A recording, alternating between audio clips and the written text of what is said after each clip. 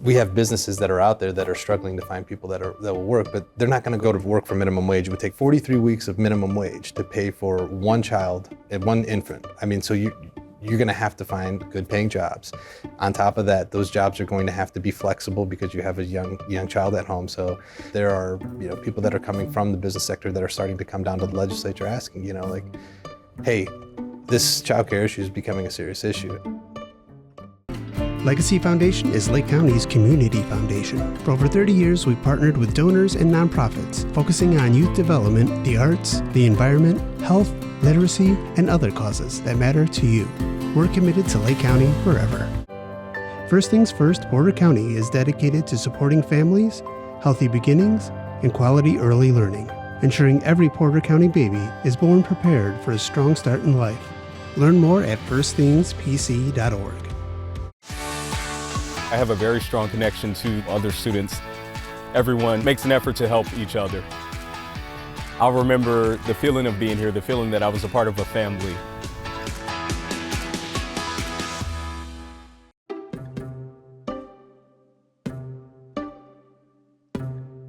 Additional support for Building Blocks is provided generously by Tom Sorlis and Sue Eleuterio, as well as Porter County Community Foundation, serving Porter County since 1996.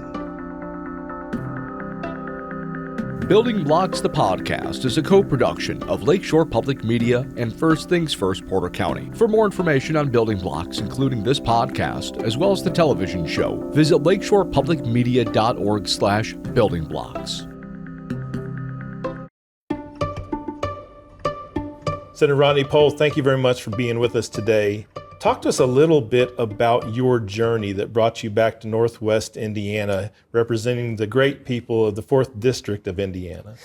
Well, I went to school down in Bloomington and then ended up coming back for a little bit. I did a little bit of a stint here to try and make some money, worked blue-collar job, working hardwood floors, was an electrician for a little bit, and then made my way back down to law school, stayed down there to basically work in the private or in the public sector. Then at that point, I was working for the public defender's office. But I made my way back when I got a phone call from Karen Freeman Wilson, who was the mayor of Gary at that time. And she had said, Gary's struggling, but we have a lot of opportunity. We kind of have a blank canvas, and we need some help in our legal office. So for me, it was it was a chance to come back home. I had 2 kids we had just had, 2 young kids in Indianapolis, and my wife and I, after some conversations, said, it's time to go home. So I was working as the city attorney for 10 years, and so to work in a place like Gary, where you see how great Gary was of a city and how hard it struggled over the last couple of decades, or last several decades at this point. You see a lot of opportunity there. You see a lot of people, a lot of legacy residents that have really kept the city strong, kept some of those neighborhoods really, really, really strong. But a lot of opportunity and a lot of great people that are in place right now that are, I'm thinking, turning it around. So yeah, that's kind of how I ended up back here. Awesome journey. Yeah. Now, where you and I first crossed paths, was at the Strosacker Early Learning Fellowship. Mary Jane was the one bringing us together. It's sponsored a lot by Purdue Northwest, but we were there to talk and learn about early relational health and early childhood development. Talk a little bit about your experience with that group and what really brought you to that table. That was an amazing group. I mean, and it couldn't have come at a better time. Right before I had gotten an invite, and I say we because my wife was invited as well as a school teacher, as a school board member. So we both participated at the same time. It's one of the only times I've ever got to, be in my Senate role side by side with my wife. It was really nice. But it came right after a point which we were having these really important conversations in the Senate about the crisis we're having with childcare, and really, to be with a group that was really focusing on not only how important it is, but how dire of a situation we're in, provided me not only with a wealth of information, but also at the same time, a group of people that are all fighting the same fight in all around the state. You know, you had people from Northeast Indiana, you know, having conversations about what's happening in Northwest Indiana. And a lot of times that doesn't happen. We all kind of get in our silos and we try to solve our own problems. And, you know, we're different areas and that works to an extent, but we're not alone in this. I mean, this is not like a Northwest Indiana issue. This is an issue that is so widespread throughout the entire state and the entire nation. So to have all of these like-minded people that come from different backgrounds, but are all in it for the same reason. You know, how are we going to address this issue? How are we going to, you know, prepare our future? And really, how are we going to make things easier for ourselves? I mean, really, at the end of the day, I think that's really kind of what the goal is. It's not, you know, not only just addressing, oh, you know, we have a childcare issue, but we're investing in our future. You know, we're setting our kids up for better learning patterns, better relationships, better understanding of what it means to get an education. So for me, it was fantastic because we're, you know, on one hand, we're talking about childcare, and then the other hand, we're talking about, well, we're having all these problems with, you know, third grade reading, reading achievements and you know, meeting the bar for these kids that are in third grade. And it's like, you guys understand these are very related. So for me, it was great because it's, you know, we're really meeting, you know, we're achieving the goal of, you know, both helping our kids, you know, on the front end and helping our families by allowing them to be able to go back to work, be able to, you know, grow as a family, and at the same time, helping our kids that are trying to get in school and that are currently struggling. We're going to see as time goes on, if we make that investment, that I think that we're going to watch, you know, a lot of these issues that we're having aren't going to be, you know, as prevalent as they are. So you mentioned your wife, and she was in our fellowship with us a lot, Elena. Yeah. Elena, and talk about what perspective, because of this relationship, because of your family at the State House, what perspective does this bring to the table when talking about early relational health and early childhood development? Her experiences that you've shared. Oh, absolutely. You know, she's been a teacher since 2006, and we graduated college at the same time. And she's taught in different areas. She's taught in East Chicago. She's taught in Indianapolis. She's taught in Michigan City. She's taught in, you know, Washington Township, and now she's in LaPorte. And it's not as if, you know, these issues that we're talking about are not prevalent throughout. You know, you have a lot of kids that, you know, they have been struggling, and she's early. You know, she's in the early elementary ed, so she sees a lot of these issues early on. And you know, the idea that we aren't investing in early childhood education, and she's got some kids that are just fantastic, and they're coming into school from these really, you know, from these really supportive families, and there's such a disparity between those kids and kids that have really not had any, you know, this is the first time that they've ever been in school. This is the first time they understand what it means to acclimate to a group setting, what it means to have a relationship with an adult that isn't, you know, somebody that's directly at home. She's been an advocate for really early childhood education for a long time, and I think she really appreciated participating in the Strosacker Early Learning Foundation because of, you know, the idea that this is the conversation that she's been trying to have for a very, very long time. So for me, it was awesome watching her kind of go through this, you know, this program. You know, for her, it was, you know, being able not only to have this conversation with like-minded people, but also she's learning a lot about this as well. And I mean, we would have conversations pretty much every evening after we'd go to one of the, after we'd go to one of the sessions and just kind of, you know, decompress everything that we had learned. So it was really great. And then at the same time, you know, we're watching our kids grow up. You know, right now they're 10 and 12. Last year they were, you know, 11 and 9. And it happened so quick, you know, and you're watching, you're like, man, you know, the time doesn't slow down, you know, and we're thankful that, you know, we've been able to, you know, really kind of provide them with a supportive background, but we know that not all their peers have that same, you know, opportunity. I was able to work, and she was able to spend a lot of time with them at home early on, and it's just not possible, you know. So having a really strong infrastructure for early childhood education and childcare, you know, that's a benefit that everybody deserves. So for me, with the Early Learning Fellowship, a light bulb went off for me when Dr. Nagel showed us those slides that showed synapses at birth and then synapses at 3, and how millions upon millions of them form within those first 3 years of life.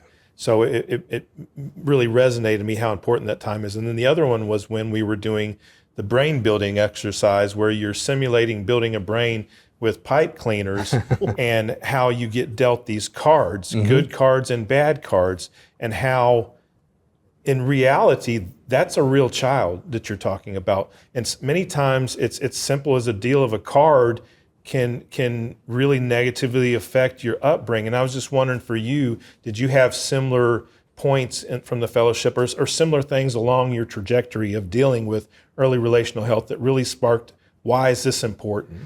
Well, absolutely. I mean, I'm glad you brought that one up. The pipe cleaner, brain build that was one of the things that just absolutely stood out to me, because not only is it, we're talking about kids, I was, attributing it to people that I grew up with. I grew up in an area that was rough, in East Chicago in the mid 90s, early 90s, late 80s, and so I knew kids that had struggled and were from families that, maybe didn't have, nuclear, that traditional nuclear family. And so the idea that like when you're drawing these bad cards and it's like loss of a job, moving around, things that, we kind of look at as, well, it's a fact of life. Well, it's a fact of life, but that fact really, really impacts a kid much more, a developing kid much more in a harsher way than it would an adult. You get older, we learn how to adapt and everything like that. But when you're younger and you get dealt one of those cards and you see, okay, well now, you're going to have trust issues. You're going to have, this traumatic experience is going to, it's not going to define you as a person, but it's really going to shape, a part of how you develop in those relationships that you build. So for me, it was, we're sitting there like, doing an exercise, but it was like, wow, I remember, so-and-so that this happened to so-and-so. I remember when, they had to move because dad lost his job. I remember these things. And you kind of start to attribute it that way. That, and then you're absolutely right, with Dr. Nagel and hearing, like 90% of, your brain development happens by the time you're 1. Is that what it was? Actually, by the time you're 5. By the time you're 5. Yes. Yeah, by the time you're 5. And we don't require people to go to school in Indiana until they're 7, right? That's so right. The idea that like we have all this time for which, we're just, letting this kind of take its course. And we know that other countries are, they're investing in this, but we're not. And I think that is problematic because we see all of this opportunity where that's where most of your development's happening, and we're just letting that go. And that's something that rang true for me too, is the measures happen in the 3rd grade because that's where our system starts to measure achievement. But if you've gotten that far, you've missed a real opportunity to help that child be able to develop. And without these resources, birth to 3, it's not a guarantee that you're going to have a terrible life if you don't have these early, but it will be harder to develop, and it will be harder to excel in school. And that's what I took away from it. And from legislature, we hear that there's this impetus put on our education system, making sure it's worked right. And I think this is something to look at. In my travels, I was in West Virginia before I came here to Indiana. There are very similar issues with early childhood development and education scores. And what Mary Jane has showed us is that many times they find it's not bad teachers, it's that students and children don't have the resources they need to show up to learn. Absolutely. I mean, I think you make a great point, particularly about us relying on the education system. There's an over-reliance, and at the same time, we know that we're 4,000 teachers short in the state of Indiana. I mean, we know that we're struggling to draw people to the profession.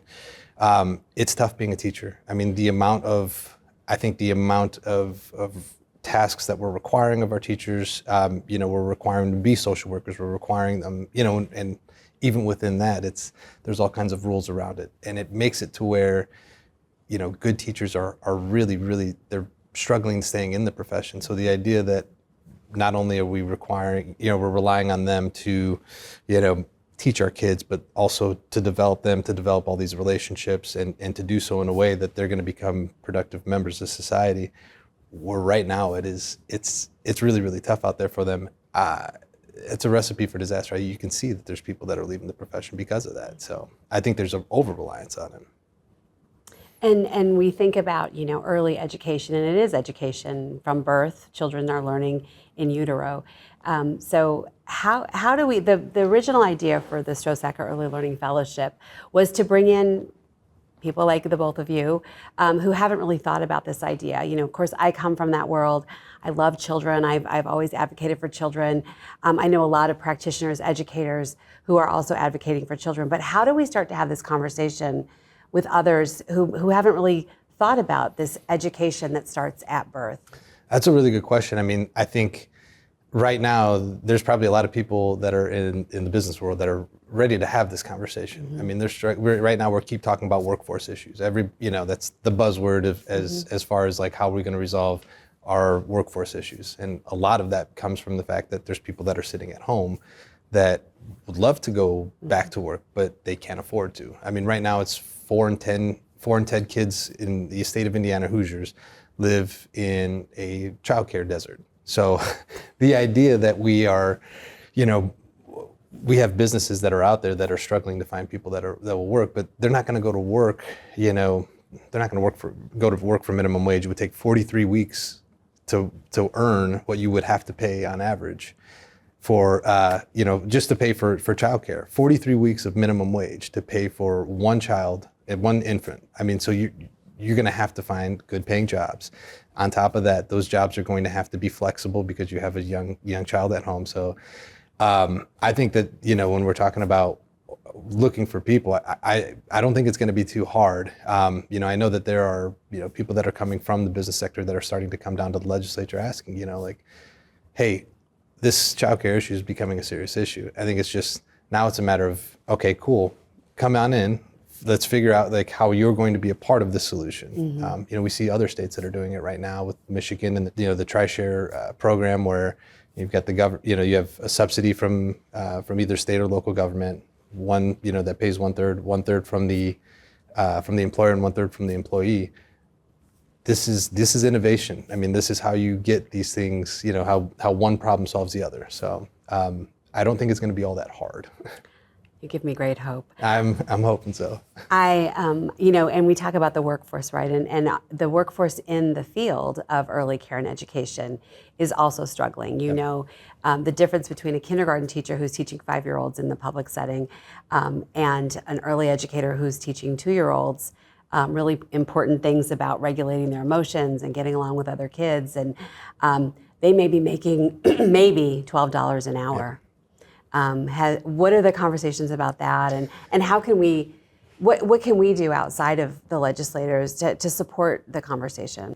To the first question, the first part of that, I mean, one of the things that I thought, we can see that the state is trying to address this. Senator Charbonneau, senator from Valpo, Northwest Indiana here, he and I not this past summer, but the summer before, had sat down and we were part of a interim study committee that was really kind of focusing on early childhood education and childcare. One of my favorite parts of my favorite part of that entire amazing couple days of testimony was he started that conversation off with and this is a quote: "We're going to have to do something about this, and childcare needs to be part of our infrastructure." And to me, they make the Democrats sit in the front row, on the lower level. So I turned around. I turned around and literally looked at him, and I was like, "Okay, Ed, we're now, that's where we're gonna kick this thing off. Like, let's have this conversation."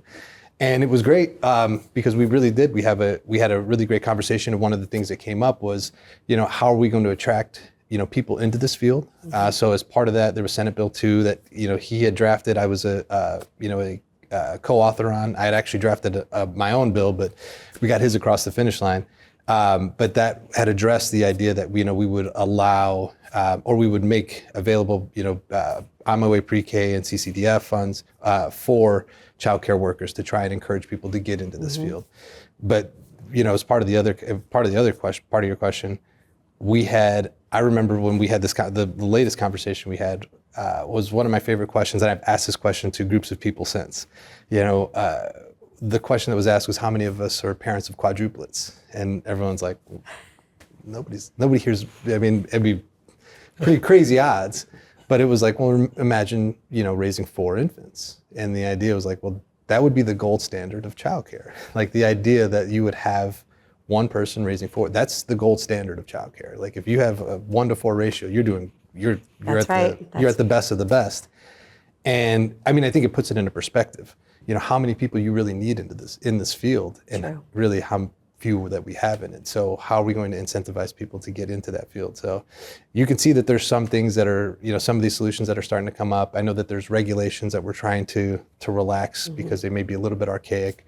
But I think it is, you know, I think it's going to take a lot more than that. I mean, right now we're just kind of trimming the edges, and I think that, you know, we're going to have to see, you know, some real innovation like how Michigan has done in order to do that. And to the other part of your question, as far as like how people outside the legislature can help, you know, I would say bring your experience. Bring your experience in the field, because there's a lot of people down there that are making a lot of important decisions. And, you know, one conversation can, as you've seen, I mean, one conversation will stick with a lot of these legislators that are really trying and desperately to try and figure that out.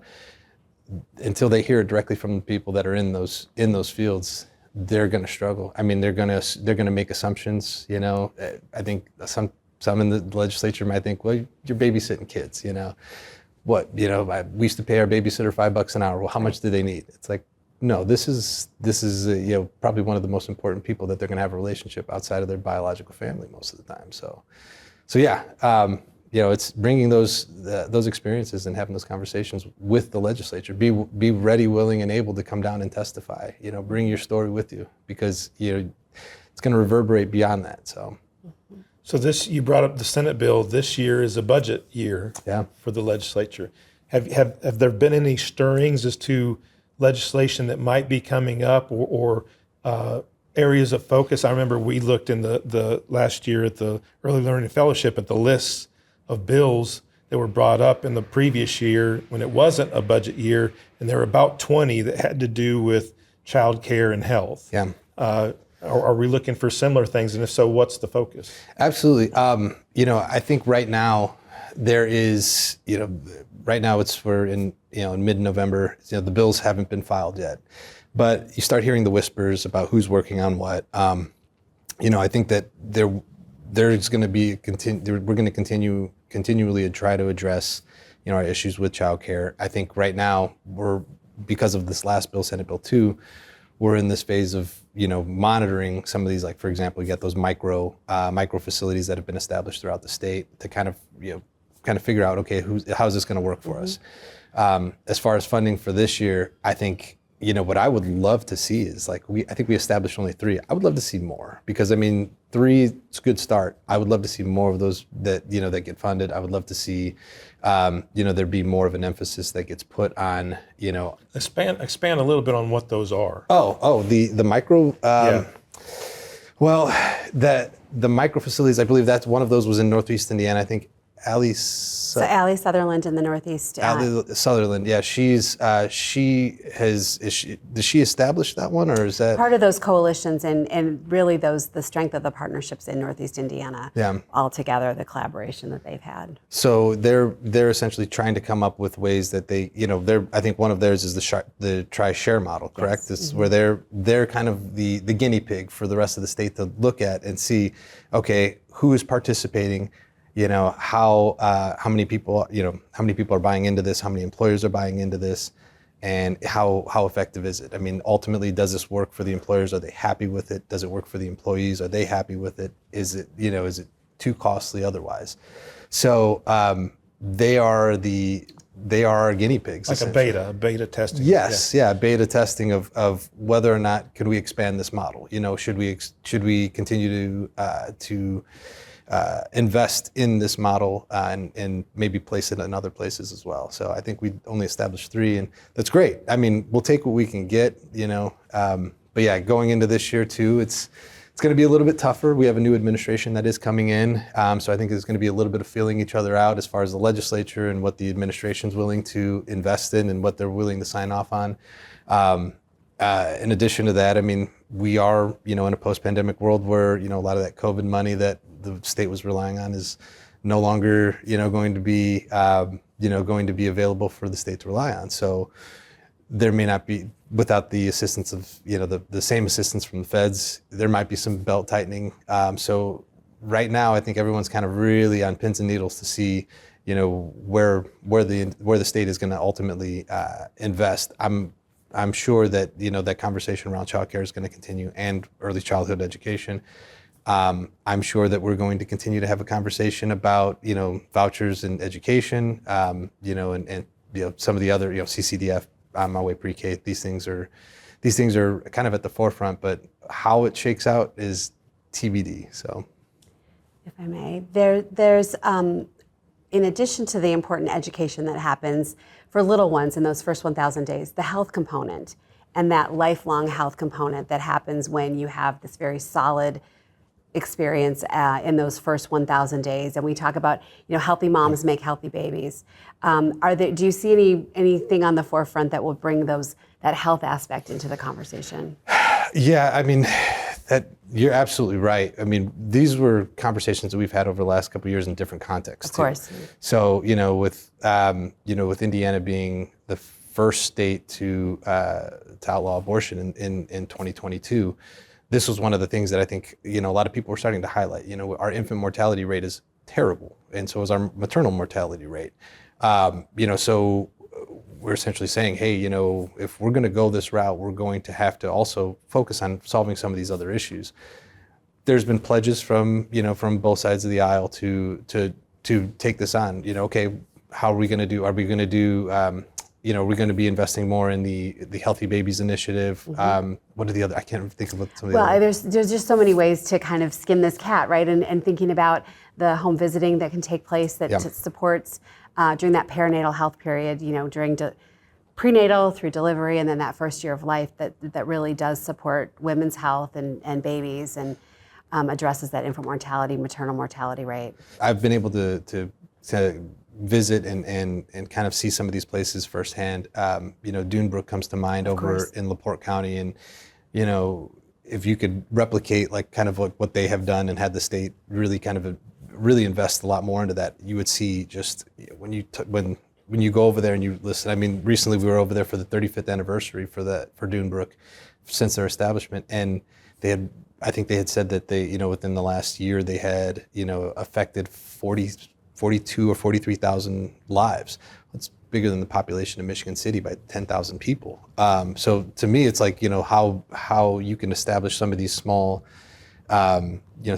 organizations, that have really kind of turned it around to where they are, they're teaching mothers, how to really be mothers, how to take care of your baby, how to, ensure that you're, following up on, ensuring that your health insurance is good. So when you do go to the doctor, you're not going to get stuck with a massive bill, or you're not going to get denied coverage. They have the breastfeeding classes that are happening there. For us, it's like, okay, well, if this is the path that Indiana is going down, we're really going to need to be serious about how we are investing our funds into taking care of these kids. So right now, I haven't heard too much about, really a plan, from the other side where, but I know that this is a conversation, for example, that Shelley Yoder, she has been, in our caucus, she's been, just absolutely adamant in pushing this through.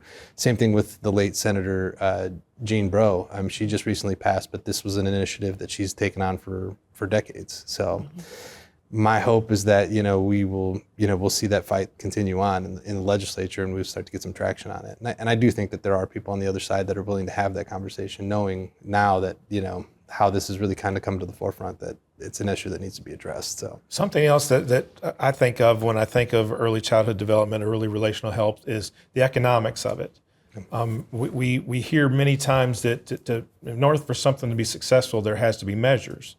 And what we found is all the money that's being put into the education system with not the best results. What's been found is a child that has these resources, that has this love, that has this early relational health, money spent on them at that point brings back 13 later in life back into the system. So that's something when we talk to legislators about who are trying to find answers, solutions to reading levels, to all that is how the economics of it fit in. Also, you had mentioned earlier about companies wanting to come in but not having the resources for daycare, Yep. so people couldn't go out and find the jobs. Talk a little bit about how that measures in when talking about policies, politics, that sort of thing. Yeah, I mean, I think that, obviously when businesses come and say, hey, Indiana's motto, right, is we're a state that works. But when you have businesses that come in and say, we don't have anybody to work, I think it really starts to get legislators, their attention. Particularly those that are, kind of they're paying attention to, what the economy's doing, right? Then you have folks that are coming in and saying, well, you really should care about kids. It's a tough transition unless you have that, that you're able to make that connection between, hey, these businesses need people. They're people that are willing to take these jobs on if they were able to have, to find this early childhood education, if they were able to, ensure that their kids were going to be taken care of. It's the easiest argument to make, particularly when it's not only about, freeing people up to go to work, but as you had pointed out, how much better equipped these kids are to go into school. So, you're easing the burden also on the school districts as well. You're easing the burden on teachers where, there isn't this disparity between, the kids that come in that are ready and the kids that aren't. Having lived with a teacher, and then also my mom is a special education administrator and has been a special education teacher. You hear about this all the time, how much time you have to focus on kids that are struggling, really sometimes to the detriment to the rest of the class. Now, if you have a little bit more parity there, between, you're talking about, much more efficient classrooms, kids that are not needing remedial help in the way that they are at this point. I don't think it's a hard conversation to have. It's just you need to hold, certain, legislators' attention a little bit better than what we have on this subject. If we're thinking in terms of how we're going to address, the whole workforce issue, right now we're looking at like changing the diploma, changing how our diplomas are what our diploma system looks like, and essentially what the diploma pathways look like. I think one of the things that we talked about in the Strosacker Early Learning Foundation was, you saw where when that disparity happens, you have these kids that just get left behind, and then they're never going to really obtain the education level that they potentially could with that early investment. So you have kids that are just now entering, the real world with, potentially an issue where they're trying to solve it by saying, okay, well, cool, we'll just, we'll change how the diploma works. We'll change it to where, kids are just going to be a worker bee. They're just going to go into this process. And I think that can be problematic. And I'm not, I'm generalizing this a little bit, of course, but, it seems like we're trying to solve an issue on the back end instead of trying to solve it on the front end. So the READY grants have been very helpful in bringing economic development. I'm thinking maybe something along those same lines for early childhood development, early relational health. These public-private partnerships seem to work better and grow everyone all together. Yeah, absolutely. I mean, I think when we work in silos, particularly government, you're likely to not really kind of see what the real world, what you're doing is affecting the real world. I think the closer, private and public work, the more likely it is that you're going to be efficient. You're going to actually solve issues as opposed to, theoretically this should work, right? This is what we think. Well, we're not in the, we're the ones that are writing the bills and signing off on them. We're not the ones that are then having to, live under those regulations or live under the, under the different programs that get set up. So the investment from READY has been fantastic, and what we've seen, kind of Northwest Indiana be able to do with those READY dollars, READY 1 and READY 2. It's, it was kind of perfect timing, coming out of the pandemic and seeing kind of, all right, well, how do we pick ourselves up? And, that investment has paid off tremendously. My hope is that, this kind of, strikes the legislature as, okay, these are the types of programs we need to be looking at. So, maybe not necessarily, spending in the way that we previously were, or cutting in ways that we previously were. So, Did you have anything else that you wanted to add to the conversation or bring up with us? I don't think so. I think we covered quite a bit. We covered more than I was expecting. So I'll just say that there's a lot of a groundswell going on with early relational health, early childhood development, and we look forward to seeing, how it's taken up at the legislature, how private entities come to the legislature to talk about their needs with bringing in whole families to help economic growth. From our standpoint, when I say ours, the caucus, we have this, this emphasis on strong families right now. Families' futures. These are two things that I think, between early childhood education and childcare, this is such an important aspect of it. There's some of us that have filed these bills year after year looking for universal, a universal pre-K, for example, and have tried, just relentlessly to kind of have this conversation about how important this investment really could be. Not only you're getting kids acclimated to school, but you're freeing up parents to be able to go back to work. When you see the price tag on it, it's definitely money that's going to be spent, but it's going to be money that's well spent. And it's not as if there's not we can't look to places that have invested in this and say, okay, well, they messed up. They're still investing in it, and there's a reason for it. If there was a problem, they would have definitely said, okay, well, this is money that we don't need to spend anymore. It's been, it's not money that's well spent. I knock on doors all the time, right? And I go and talk to people in the public, and if you don't have kids, you're beyond those years, or you've never had kids. The idea of childcare coming up, I don't think really strikes people as how really. That's important for maybe those parents, and it's like, no, this is important for your entire community. This is important for our education system. This is something that I think when people think of, well, yeah, I'd like to invest in education. It's like, how about early education? How about we start talking about that as part of the conversation, not necessarily, oh, well, I'd like to see the football team have a better field to play on. It's like, how about we have an expanded pre-K program here, to where the community has really, and if you look at it, some of those communities that we have that have expanded pre-K, those are the most sought after school districts. Those really are. They've made those investments, and people are really, take that into account when they figure out where they want to move.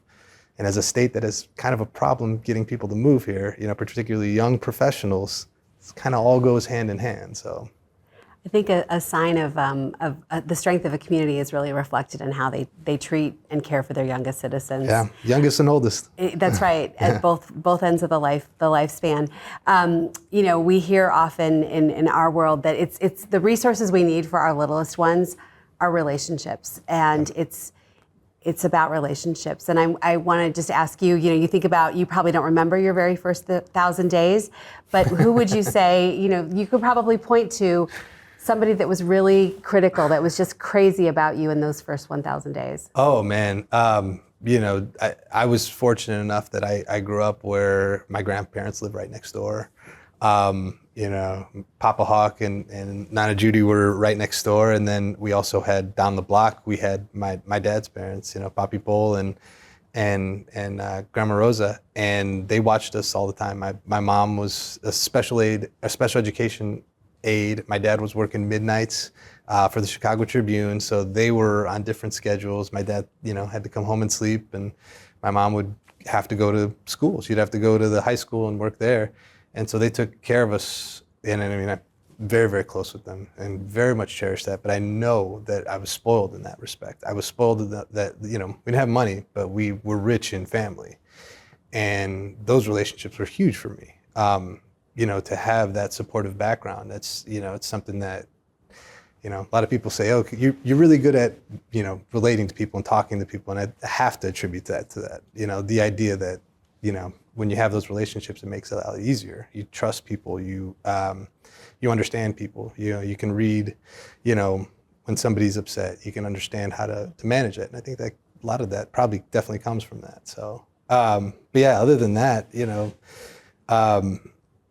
some of those early teachers that I had were fantastic too. Mrs. Tobin, my kindergarten teacher, Mrs. B, preschool, you remember these things because they were they were huge for you. You know, they cared for you and you cared for them. So yeah.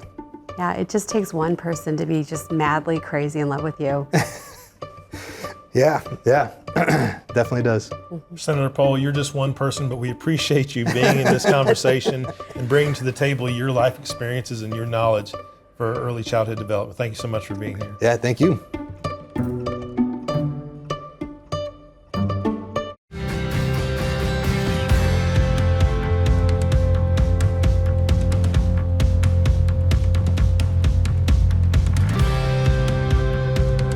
Building Blocks, the podcast, is a co-production of Lakeshore Public Media and First Things First Porter County. For more information on Building Blocks, including this podcast, as well as the television show, visit lakeshorepublicmedia.org/buildingblocks.